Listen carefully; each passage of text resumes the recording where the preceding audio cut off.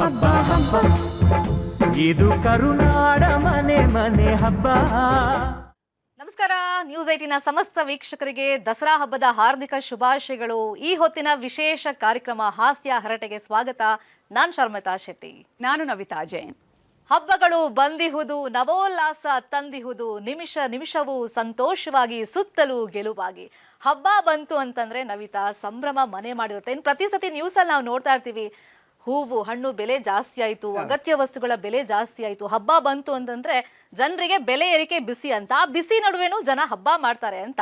So ಈ ಹಬ್ಬದ ಮೇಲೆ ನಿಜಕ್ಕೂ ದರ ಏರಿಕೆ ಎಫೆಕ್ಟ್ ಮಾಡುತ್ತಾ? ದುಡ್ಡಿದ್ರೆ ಮಾತ್ರ ಹಬ್ಬನಾ ಅಂತ ಹೇಳಿ ಇವತ್ತು ನಾವು ದಿಗ್ಗಜ ಮಾತುಗಾರರೊಂದಿಗೆ, ಹಾಸ್ಯಗಾರರೊಂದಿಗೆ ಮಾತುಕತೆಯನ್ನು ನಡೆಸ್ತಾ ಇದ್ದೀವಿ. ಸೊ ಸ್ಟಾರ್ಟ್ ಮಾಡೋಣ ಪ್ರೋಗ್ರಾಮ್. ಖಂಡಿತ.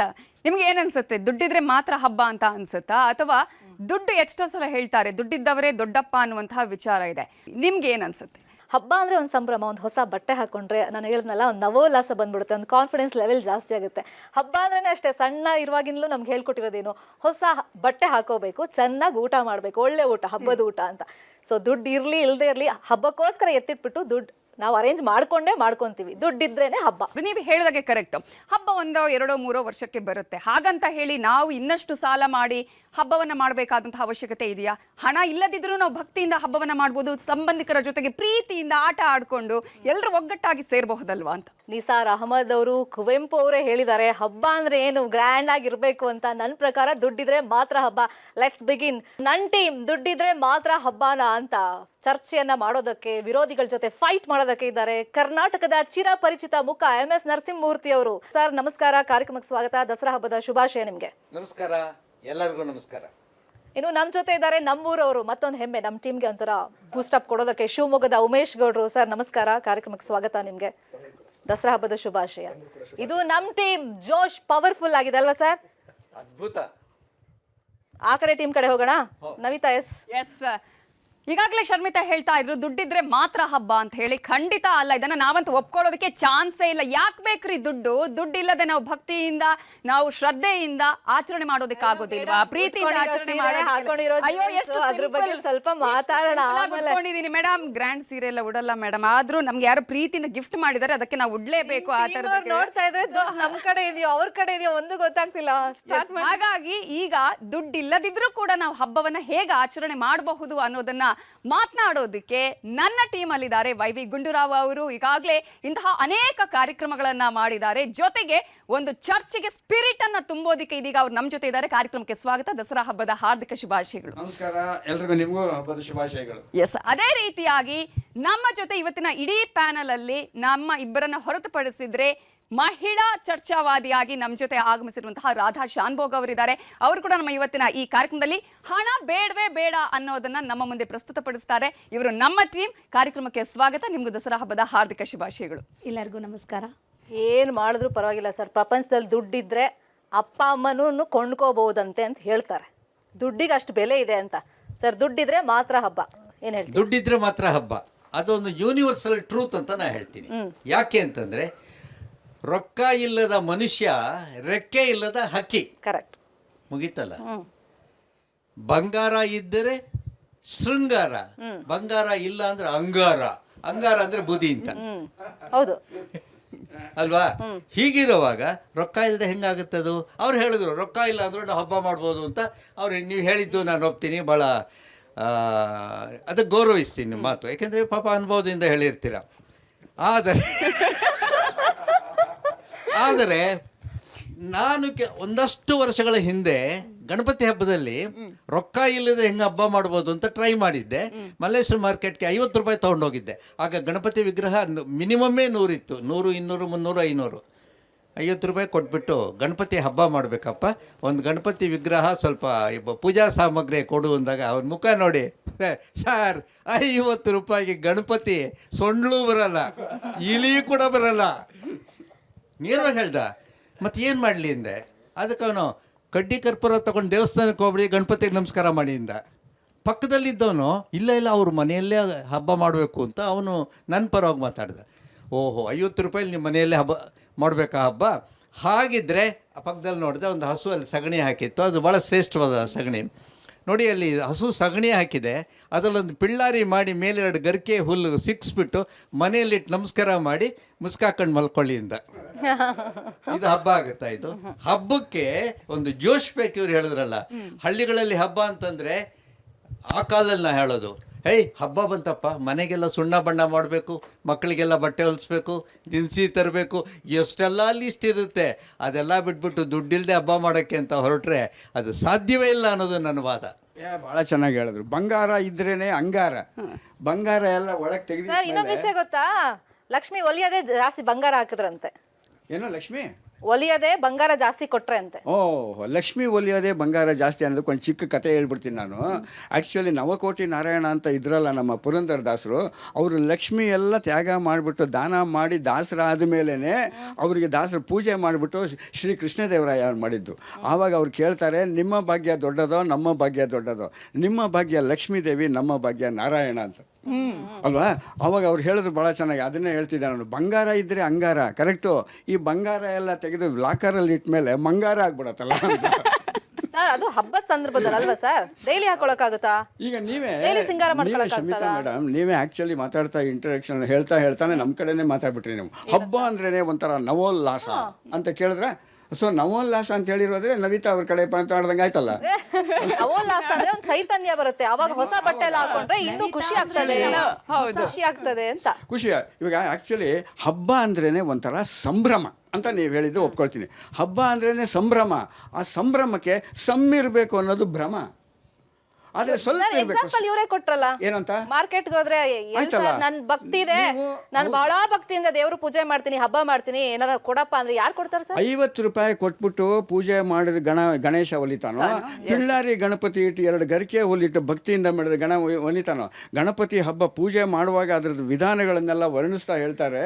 ನಮ್ಮ ಶಕ್ತಿಯಾನುಸಾರ ನಮ್ಗೆ ಏನೇನಿದೆಯೋ, ಚಿನ್ನದಲ್ಲಾಗಲಿ ಬೆಳ್ಳಿಯಲ್ಲಾಗಲಿ ಇದರಲ್ಲಾಗಲಿ ಕೊನೆಯಲ್ಲಿ ಮಣ್ಣಿನಲ್ಲಾದರೂ ಆಗಲಿ ಮಾಡಬೇಕು ಅಂತ ಹಿಂಗೆ ಹೇಳ್ತಾ ಇರೋದ್ರಿಂದ ದೇವ್ರು ಕೇಳ್ತಾ ಇರೋದು ಭಕ್ತಿ. ಆಕ್ಚುಲಿ ಮಣ್ಣಿನ ಗಣಪತಿ ಹೆಂಗ್ ಹೊಲ್ದ ಕುಚಲಂಗೆ, ಕೃಷ್ಣ ಗಣಪತಿ ಕೂಡ ಮಣ್ಣಿನಿಂದಾನೇ ಗಣಪತಿ ಹೊಲಿತಾನೆ. ಯಾಕೆ ಅಂತಂದ್ರೆ ಅವನ್ ಆಗಿರೋದೇ ಮಣ್ಣಿನಿಂದ ತಾನೆ. ಸೊ ಆದ್ರಿಂದ ಕೃಷ್ಣ ಹೇಗೆ ಹೊಳೆದ ಕುಚೇಲನಿಗೆ, ಕೃಷ್ಣ ಹುಡ್ಕೊಂಡ್ ಅವ್ರು ಮಾಡ್ಕೊಂಡು ಹಿಂಗೆ ಹೋಗ್ತಾರೆ. ಸೊ ಆದ್ರಿಂದ ದುಡ್ಡು ಬೇಡ ಅಂತ ನಾ ಹೇಳ್ತಿಲ್ಲ, ಆಡಂಬರ ಬೇಡ, ಉಲ್ಲಾಸ ಬೇಡ, ಸಿಕ್ಕಾಪಟ್ಟೆ ಆ ಥರದ್ದೆಲ್ಲ ಬೇಡ. ಎಷ್ಟು ಬೇಕೋ ಅಷ್ಟು ಇದ್ದೇ ಇರ್ತೀನಿ. ನೀವು ಹೇಳಿದ್ರಿ ಆಗಲೇ ಈ ಮಾರ್ಕೆಟಲ್ಲಿ ಹೂವು ಹಣ್ಣು ತರಕಾರಿ ಎಲ್ಲ ಬೆಲೆ ಜಾಸ್ತಿ ಆಗುತ್ತೆ ಅಂತ. ಓಕೆ, ಇಟ್ಕೊಂಡು ಅದಕ್ಕೋಸ್ಕರನೇ ಅನೇಕ ಇದೆಲ್ಲ ದಾರಿಗಳು ಬೇರೆ ಇದೆ. ನಮ್ಮ ಬ್ಯಾಂಕಲ್ಲಿ ಮತ್ತು ಇನ್ನು ಕಡೆ ಕೆಲಸ. ಇವತ್ತು ಬ್ಯಾಂಕ್ನವ್ರು ಜಾಸ್ತಿ ಜನ ಏನು ಇಬ್ಬರಿದ್ದೀವಿ. ನಿಮಗೂ ನಮಗೂ ಏನು ವ್ಯತ್ಯಾಸ ಅಂದರೆ, ನೀವಿಬ್ಬರು ಆ್ಯಂಕರ್ಸು, ನಾವಿಬ್ಬರು ಬ್ಯಾಂಕರ್ಸು. ಹೌದು ಅಲ್ವಾ? ಅದಕ್ಕೋಸ್ಕರನೇ ಕೆಲವು ಸಲ ದುಡ್ಡು ಸಾಕಾಗದೇ ಇದ್ರೆ ಫೆಸ್ಟಿವಲ್ ಅಡ್ವಾನ್ಸ್ ಅಂತ ಕೊಡ್ತಾರೆ. ಹಂಗೆ ಅಂದ ತಕ್ಷಣ ಅವ್ರು ಹಿಡ್ಕೋತಾರೆ ನಮ್ಮ ಶರ್ಟ್. ಏನಂದ್ರೆ ಫೆಸ್ಟಿವಲ್ ಅಡ್ವಾನ್ಸ್ ದುಡ್ಡು ಇಸ್ಕೊಂಡು. ಆದರೆ ಆಶ್ಚರ್ಯ ಏನು ಗೊತ್ತಾ, ಫೆಸ್ಟಿವಲ್ ಅಡ್ವಾನ್ಸಲ್ಲಿ ನೀವು ಹೊರಗಡೆ ಎಲ್ಲ ಹೋಗಿ ಜಾಸ್ತಿ ಮಾಡೋಕ್ಕೆ ಹೋಗಬೇಡಿ. ಫೆಸ್ಟಿವಲ್ ಅಡ್ವಾನ್ಸ್ಗೆ ಇಂಟ್ರೆಸ್ಟ್ ಇಲ್ಲ. ಫೆಸ್ಟಿವಲ್ ಅಡ್ವಾನ್ಸ್ಗೆ ಇಂಟ್ರೆಸ್ಟ್ ಇಲ್ಲ. ಆದರೆ ಫೆಸ್ಟಿವಲ್ ಮಾಡಬೇಕಾದ್ರೆ ಇಂಟ್ರೆಸ್ಟ್ ಇರಬೇಕು. ಕರೆಕ್ಟ್. ಆಸಕ್ತಿ ಬೇಕೇ ಬೇಕು ಅನ್ನುವಂಥದ್ದು. ಆಸಕ್ತಿ ಇರಬೇಕು. ಆ ಇಂಟ್ರೆಸ್ಟ್ ಅಂದ್ರೆ ಅದಕ್ಕೆ ಕಾಸಕ್ತಿ ಏನ್ ಬೇಕಾಗಿಲ್ಲ ಅಂತ. ಸರ್ ಆಸಕ್ತಿ ಬೇಕು ಅಂದ್ರು, ಹಂಗಾದ್ರೆ ಕಾಸಕ್ತಿ ಬೇಡವಾ? ಅವ್ರಿಗೆ ಕೇಳ್ದಂಗೆ ಕಾಸಿದ್ರೆ ಅಲ್ವಾ ಸರ್ ಆಸಕ್ತಿ ತನ್ನಿಂದ ತಾನೇ ಬಂದ್ಬಿಡ್ತದೆ. ಪಾಪ ಗುಂಡೂರಾಯರು ಎಷ್ಟು ಚೆನ್ನಾಗಿ ಹೇಳಿದ್ರು ನೋಡಿ. ಹಬ್ಬ ಅಂದ್ರೆ ಸಂಪ್ರದಾಯ, ಹಬ್ಬ ಅಂದ್ರೆ ಅದು ಇದು ಅದೆಲ್ಲ ಏನೂ ಅಲ್ಲ. ಹಬ್ಬ ಅಂದ್ರೆ ಇಷ್ಟೇ, ಹಣ ಇದ್ ಕಡೆ ಬಾ, ಅದೇ ಹಬ್ಬ. ಆಯ್ತಾ?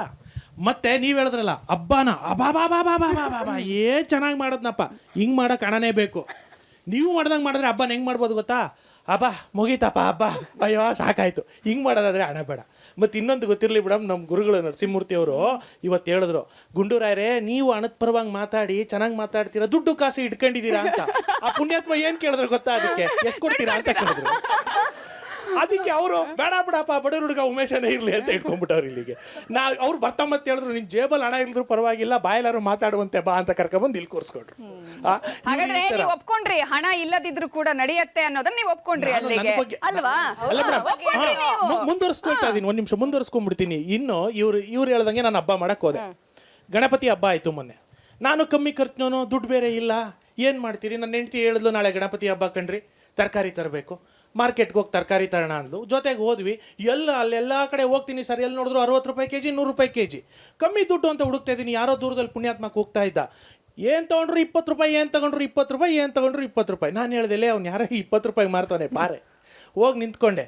ಅವ್ನು ಪಾಪ ಬನ್ನಿ ಏನು ತೊಗೊಂಡ್ರು 20 ರೂಪಾಯಿನಪ್ಪ, ಬನ್ನಿ ಸಾಬ್ ಇವತ್ತು ನಿಮ್ಮದು ಗೌರಿದು ಕುಂತು ಗಣೇಶಪ್ಪಂದು ಹಬ್ಬ, ಏನು ತಗೊಂಡ್ರು 20 ರೂಪಾಯಿ, ಆಲೂಗೆಡ್ಡೆ, ಈರುಳ್ಳಿ, ಬೆಳ್ಳುಳ್ಳಿ, ಬದನೆಕಾಯಿ, ಮೆಣಸಿನ್ಕಾಯಿ ಏನು ತೊಗೊಂಡ್ರು 20 ರೂಪಾಯಿ. ನಾನು ಮತ್ತೆ ಕೇಳಿದೆ ಏನು ತೊಗೊಂಡ್ರು 20 ರೂಪಾಯಿ. ಎಡವಟ್ಗಳು ಹೆಂಗಾಗ್ತಾವೆ ನೋಡಿ. ಏನು ತೊಗೊಂಡ್ರು 20 ರೂಪಾಯಿ ಸರ್. ಬಿ ನಿಮ್ಮದು ಸೈಡಿಗೆ ಬಾ, ಸಾವುಕಾರದ ಕಣ್ಣು ನಿಮ್ಮ ಮೇಲೆ ಐತೆ, ನೀನು ಸೈಡಿಗೆ ಬಾ, 20 ರೂಪಾಯಿಗೆ ನೀನು ಬರ್ತೀಯ ಅನ್ಕೊಂಡ್ಬಿಟ್ಟವ್ರೆ ಅವ್ರ, ನೀನು ಸೈಡಿಗೆ ಬಾ ಅಂದ್ಬಿಟ್ಟ. ಜೊತೆಗಿತ್ತು ನನ್ನ ಹೆಂಡ್ತಿ, ತರಕಾರಿ ಏನು ಬೇಡ, ಮನೆಗೆ ಬಾ ಚಟ್ನಿನೇ ಮಾಡ್ತೀನಿ ಅಂದರು. ಏನಾಯಿತು ಅಂದರೆ ಗೊತ್ತಾಗಲಿಲ್ಲ ಸ್ವಾಮಿ. ಈ ಥರ ಚೀಪ್ ರೇಟಲ್ಲಿ ಹಬ್ಬ ಮಾಡೋಕ್ಕೆ ಹೋಗಿ ಇಷ್ಟು ಥರ ಚೀಪಾಗಿ ಹಬ್ಬ ಮಾಡೋಕ್ಕೆ ಹೋದ್ರೆ ಹಿಂಗಾಗ್ತವೆ. ಇನ್ನೊಂದು ಉದಾಹರಣೆ ಹೇಳಿ ನಗುವಿಂದ ಮುಗಿಸ್ಬಿಡ್ತೀನಿ. ನಮ್ಮೂರಲ್ಲಿ ಒಬ್ಬ ಶಾಮಣ್ಣ ಅಂತಿದ್ದಾನೆ ಮೇರೆ ಮಾಡೋರು, ಭಯಂಕರ ಜುಗ್ಗ, ಎದುರುಗಡೆ ಇದ್ದವ್ರ ಥರನೇ, ಜುಗ್ಗ ಏನಿಲ್ಲ ಅಲ್ಲ, 3 ಜನದವ್ರ ಥರ. ನಿಮ್ಮೊಂದು ಸೇರಿಸ್ಕೊಂಡು ಹೇಳ್ತೀನಿ, 3 ಜನದವ್ರ ಥರ, 1 ರೂಪಾಯಿ ಖರ್ಚು ಮಾಡಿಲ್ಲ ಇಡೀ ಊರಿನಲ್ಲಿ. ಗುರುಗಳೇ ನೀವು ನಂಬಲ್ಲ, ಅವನು ಒಂದು ದಿವಸ ಹಬ್ಬ ಮಾಡಲಿಲ್ಲ, ಒಂದು ಹರಿದಿನ ಮಾಡಲಿಲ್ಲ, ಒಂದು ಹೊಸ ಬಟ್ಟೆ ತೊಡಲಿಲ್ಲ, ಒಂದು ಯಾರಿಗೂ ಕರೀಲಿಲ್ಲ, ಕಳಿಸ್ಲಿಲ್ಲ. ಇಂಥ ಪುಣ್ಯಾತ್ಮ ಅವ್ನು ಸಿಕ್ಕಾಬಟ್ಟೆ ಒಂದು 80 ವರ್ಷ ಬದುಕಿದ್ದ, ದುಡ್ಡು ಕಾಸು ಚೆನ್ನಾಗಿ ಮಾಡಿ ಕೂಡಿಟ್ಟಿದ್ದ.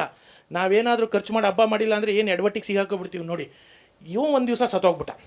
ಊರಿನವರೆಲ್ಲ ಅನ್ಕೊಂಡ್ರು, ನೋಡ ಶಾಮಣ್ಣ ಸರಿಯಾಗಿ ಕಾಸು ಮಾಡಿಟ್ಟವನೇ, ಅವನು ಮಗ ಇವಾಗ ಏನು ಮಾಡ್ತಾನೆ, ಅದನ್ನೇನು ಉಡಾಯಿಸ್ತಾನ ಕಳಿತಾನ ಅಂತ. ಶಾಮಣ್ಣನ ಮಗ ಅಲ್ವೇ, ಅವ್ನು ತರ್ದವನೆ. 11 ದಿವಸ ಆಯಿತು, ಒಬ್ರನ್ನೂ ಕಾರ್ಯಕ್ಕೆ ಕರೀಲೇ ಇಲ್ಲ. ಒಬ್ರನ್ನಾರು ಕರಿಬೇಕಲ್ವ ಕಾರ್ಯಕ್ಕೆ, ಒಬ್ರನ್ನೂ ಕರೀಲೇ ಇಲ್ಲ.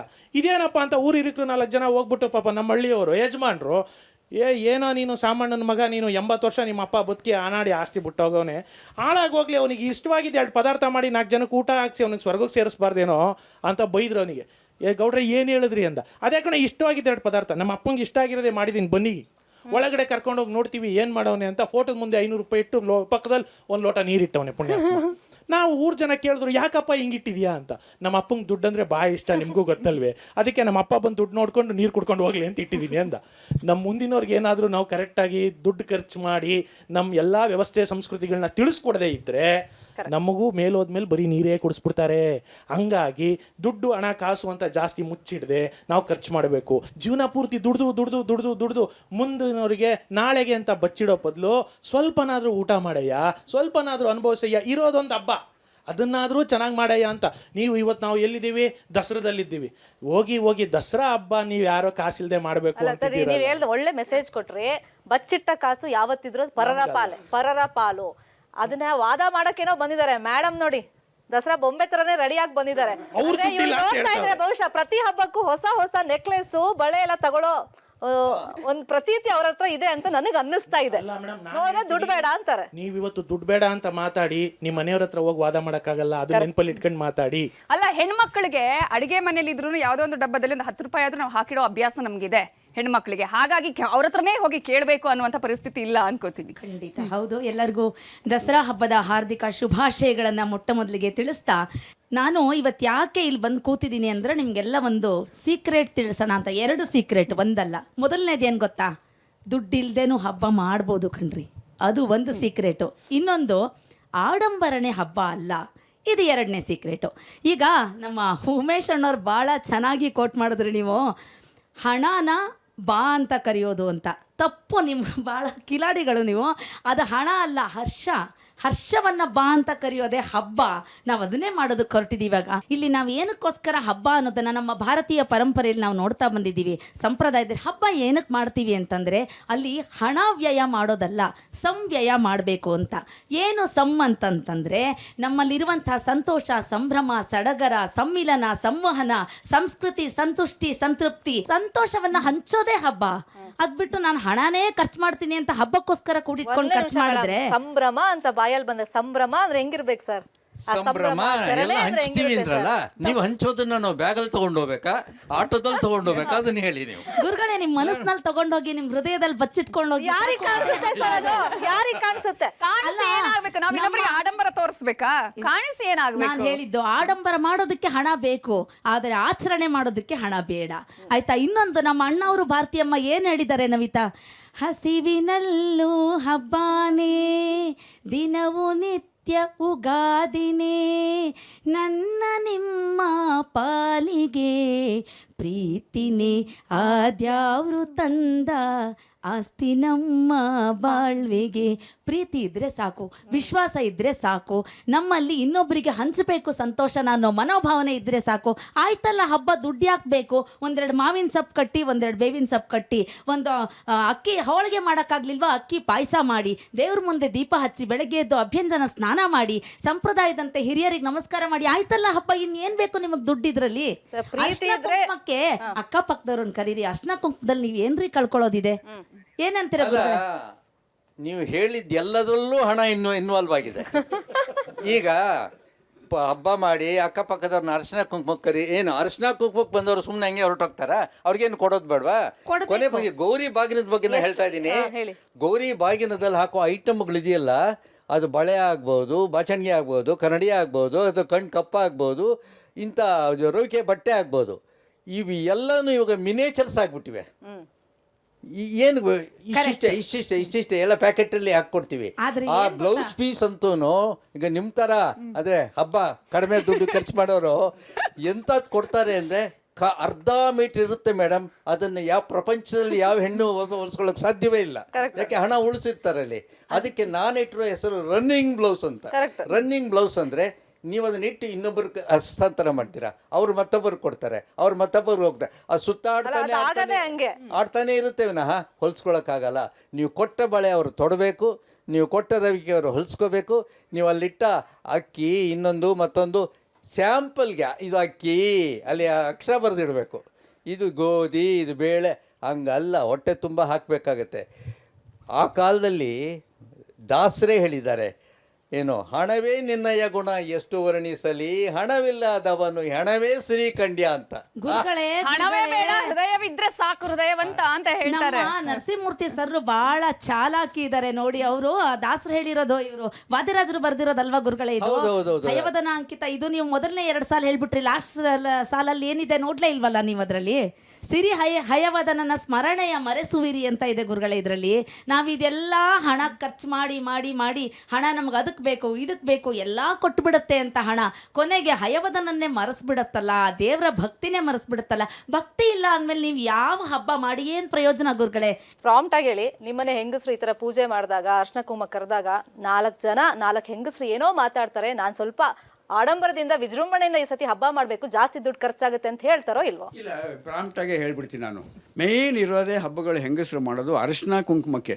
ಇದನ್ನ ನಾವು ಸಿಂಬಾಲಿಕ್ ಆಗಿ ಹೇಳೋಕ್ಕೋಸ್ಕರನೇ ನಾವಿಬ್ರು ನಂದು ಅರಿಶಿನ ಅವ್ರ ಕುಂಕುಮ ಡ್ರೆಸ್ ನೋಡಿದ್ರೆ ಗೊತ್ತಾಗ್ತದೆ. ಇದು ನಮ್ಮ ಪಾಯಿಂಟ್. ಒಂದು ಕ್ಲಾರಿಫೈ ಮಾಡೋಕ್ಕೆ ಇಷ್ಟಪಡ್ತೀನಿ ಇವಾಗಲೇ ಫ್ರೆಂಡ್ಸು. ನಾವು ಹಣ ಬೇಡ ಅಂತಂದರೆ ಹೊಟ್ಟೆಲಿ ತಣ್ಣೀರು ಬಟ್ಟೆ ಹಾಕೊಂಡು ಹಬ್ಬ ಮಾಡಬೇಕು ಅಂತೆಲ್ಲ ಹೇಳ್ತಾ ಇರೋದು. ದುಂದು ವೆಚ್ಚ ಬೇಡ ಅಂತ ಹೇಳ್ತಾ ಇರೋದು. ಇಲ್ಲ, ನೀವು ಸುಮ್ಮನೆ ಅಲ್ಲಿ ಹೋಗಿ ಮಾರಿ ಹಬ್ಬ ಮಾಡಕ್ಕೆ ಹೋಗಿ ಯಾಮಾರಿ ಆಗೋದು ಬೇಡ ಅಂತ ನಾವು ಹೇಳ್ತಿರೋದು. ಸಾಲ ತಗೊಂಡು ಸೊ ಅಂದರೆ ಹಬ್ಬ ಖರ್ಚೇ ಮಾಡಬಾರ್ದು, ದುಡ್ಡೇ ಇರೋದು ಬೇಡ, ಬ್ಲೌಸ್ ಪೀಸೇ ಕೊಡಬಾರ್ದು ಅಂತಲ್ಲ ಮೈನು. ನಮ್ಗೆ ಇರೋದೇ ಮೈನು. ಹಬ್ಬಕ್ಕೆ ಮೈನು ನೋಡಿ ಮೇಡಮ್, ಪ್ರಾಂಪ್ಟಾಗಿ ಹೇಳಬೇಕು ಅಂತ ನೀವು ಹೇಳಿರೋದ್ರಿಂದ ಪ್ರಾಂಪ್ಟಾಗಿ ಹೇಳ್ಬಿಡ್ತೀನಿ. ಮುಖ್ಯವಾಗಿ ಹಬ್ಬ ಸಂಭ್ರಮ ಆಚರಿಸೋದಕ್ಕೆ 3 ಸ್ಥಿತಿಗಳು ಬಹಳ ಮುಖ್ಯ ಅಂತ. ಸ್ಥಿತಿ ಒಂದು ಮನಸ್ಥಿತಿ, ಎರಡನೇದು ಮನೆ ಸ್ಥಿತಿ, ಕೊನೆಯಲ್ಲಿ ಮನಿಸ್ಥಿತಿ. ಆದ್ರಿಂದ ಇದು ಲಾಸ್ಟ್ ಅಲ್ಲಿ ಬರುತ್ತೆ. ಮನಸ್ಸಿನಲ್ಲಿ ನಾವೇನು ಅನ್ಕೊಂಡಿರ್ತೀವಿ, ಒಬ್ಬರನ್ನೊಬ್ರು ಪ್ರೀತಿ ವಿಶ್ವಾಸ,